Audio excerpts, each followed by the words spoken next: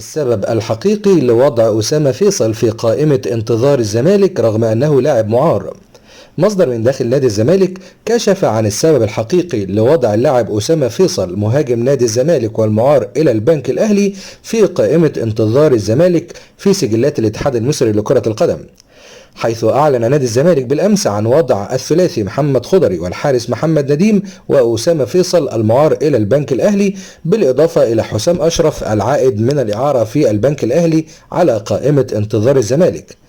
ووفقا للمصدر من داخل النادي، حيث أكد أن إعارة أسامة فيصل مع البنك الأهلي تأتي لمدة موسمين يتم تجديد موسم بعد موسم، وبالتالي تم وضع اللاعب على قائمة الانتظار لحين سداد قيمة إعارة السنة الثانية من الإعارة، وحتى لا يصبح اللاعب لاعب حر في ظل عدم تفعيل الإعارة في السنة الثانية،